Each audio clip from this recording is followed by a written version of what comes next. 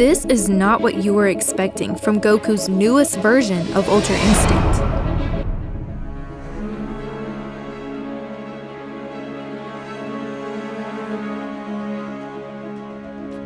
From the moment Gas started to unleash this new power-up, Goku could tell this was going to be a problem. But he had no idea just how terrible of a situation he was about to face, as only about 3 seconds after the power-up, Gas was already grabbing Goku by the throat without even coming near him. This move instantly told us what this fight was going to be like, as Gas leaked just how strong he had become, saying this. But Goku wasn't able to really grasp how dangerous his opponent was now, until something terrifying was revealed by these two things.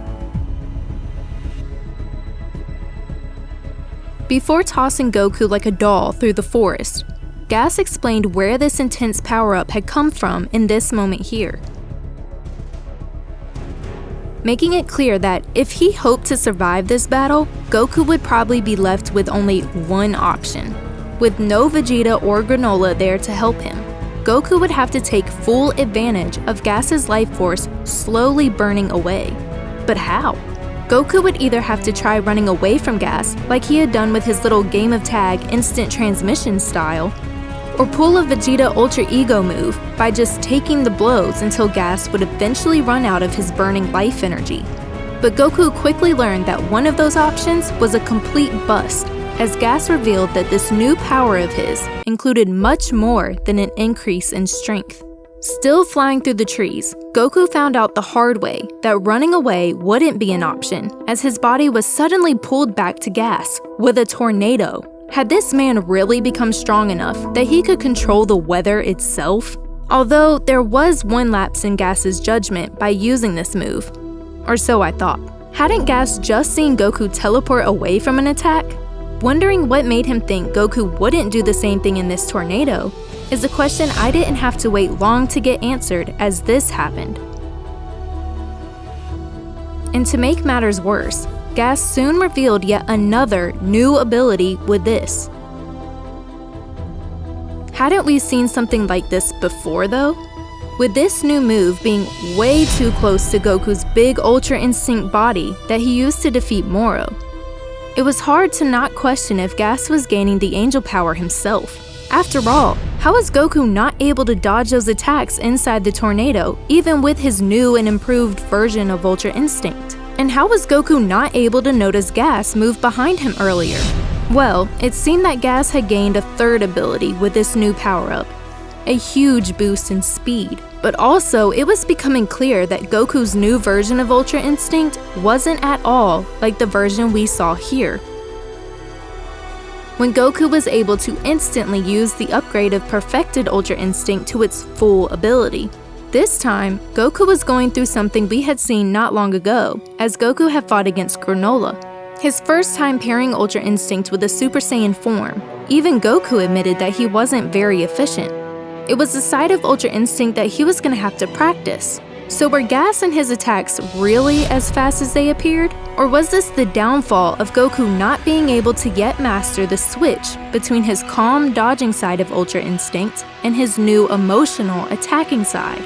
But as Gas used his new half-Luffy, half-giant Ultra Instinct-inspired punch on Goku, I wondered if this was going to be an ability Goku would be able to learn, because that might just be his only hope.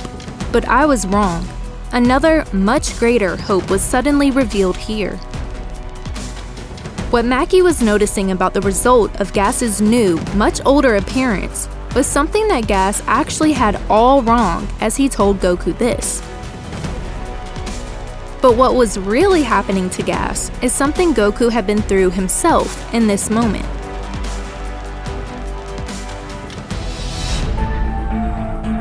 With his body and power being out of sync, and the added fact that Gas was clearly in denial about it, there was a new glimmer of hope for Goku to find the advantage in this fight. And it was a hope that was about to come true, as Goku managed to spin himself back into control after being kicked into the air, bolting himself downward with a new sense of confidence.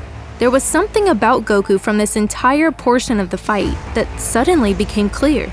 After all the attacks and revelations of new abilities from Gas, Goku was still holding on to Ultra Instinct, even though this was his first time attempting to use it with emotions. Something that had hurt his ability to even tap into the power in the past, Goku was clearly getting used to his new version of Ultra Instinct as the fight continued. This is something that should have helped Goku as he was about to clash with Gas's monster fist, until everything was suddenly stopped by this. Even though it was hard to believe that Granola would still be holding a grudge against the Saiyans after having just fought alongside them, there was one thing that made me think that maybe Elec had a point. After his life was almost taken away, and after being asleep for so long, was there a possibility that Granola had forgotten everything? Well, Granola was attacking Goku because of something that had happened while he was asleep, but it was for a reason that was completely unexpected. Turns out that the real hero of this entire arc would turn out to be Bardock, as Granola revealed here. With the same motivation that had been given to Goku and Vegeta, Granola wanted another round against the new universe's strongest fighter. But more importantly, he wanted to win.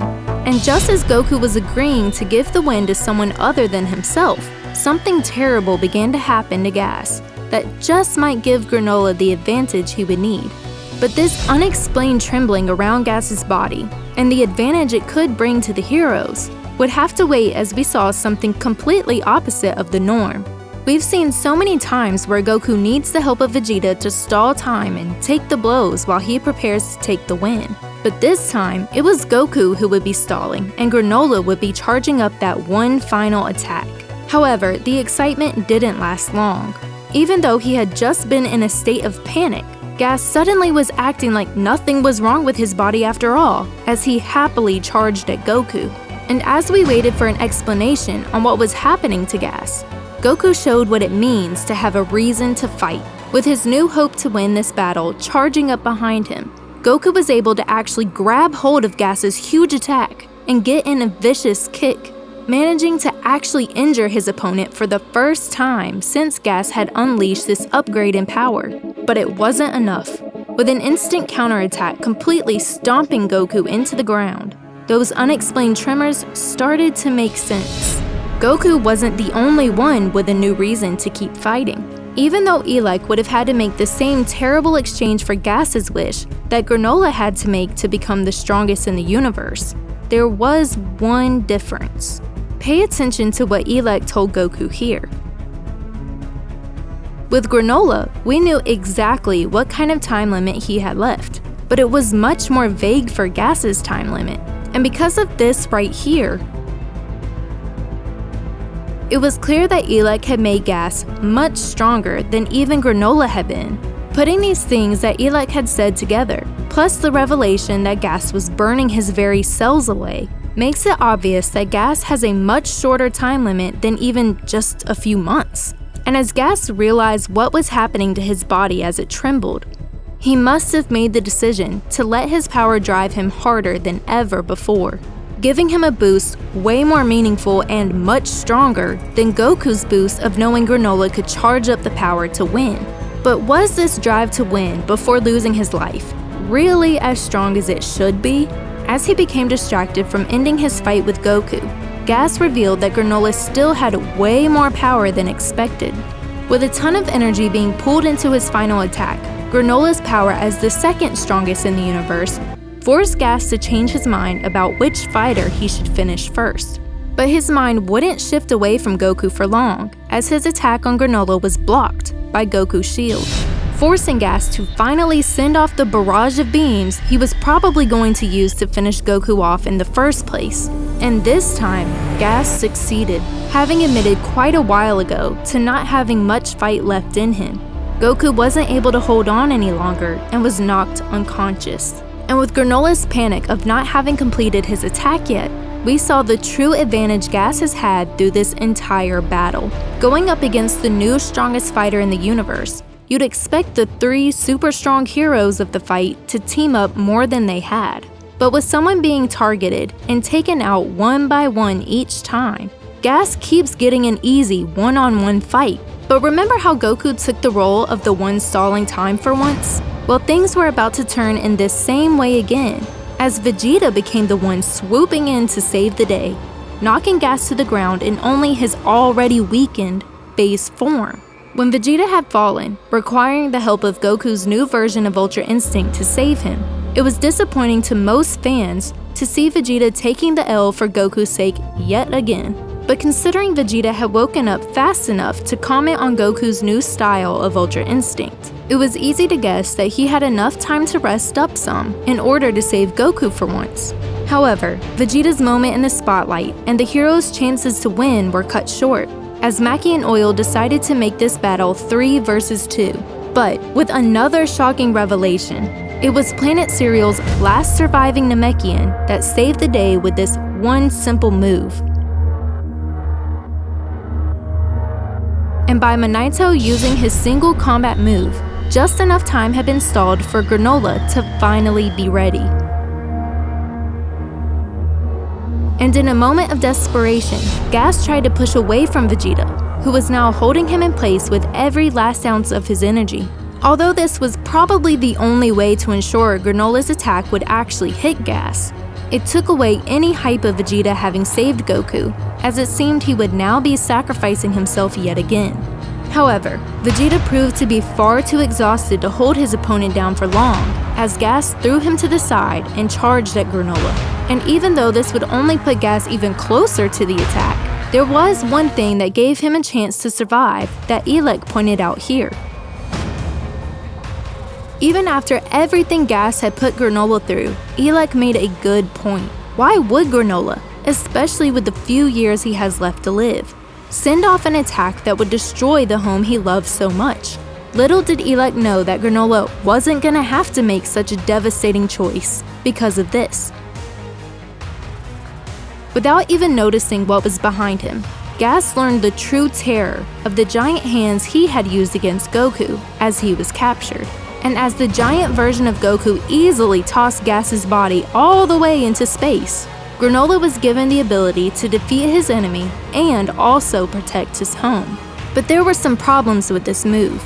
Although this toss proved just how much stronger Goku's version of the giant aura was compared to Gas's, it wasn't very realistic. Remember how Goku had tapped into this monster of a power before? It was only thanks to the unbelievable amount of ki that had come from the Grand Supreme Kai helping Kid Oob to send off his energy.